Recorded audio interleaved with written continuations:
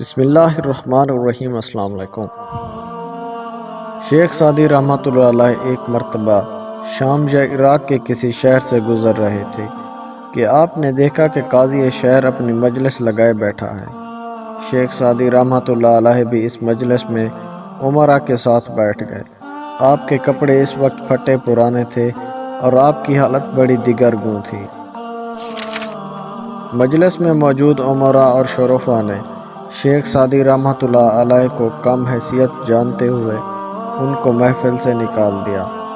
آپ اٹھ کر پائیں یعنی برابر والی محفل میں جا بیٹھے۔ آپ نے سنا کہ اہل مجلس کسی نکتہ پر بحث کر رہے ہیں مگر کوئی حل تلاش کرنے میں ناکام ہیں۔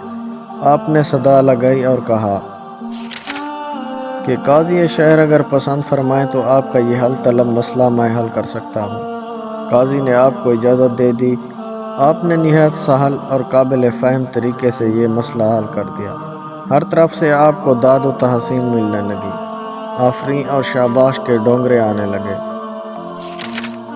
جب قاضی صاحب نے آپ کو بلند مرتبے پر جاتا ہوا دیکھا تو وہ اپنا عمامہ اتار کر شیخ سعدی رحمۃ اللہ علیہ کو دینے لگا مگر شیخ سعدی رحمۃ اللہ علیہ نے انکار کر دیا اور فرمایا کہ اگر میں نے عمامہ پہن لیا تو پھر میری آنکھوں پر بھی چربی چڑھ جائے گی اور غریب لوگ مجھے حقیر و ذلیل معلوم ہوں گے، یوں مجھے لعنت ملامت کے الفاظ سننا پڑیں گے۔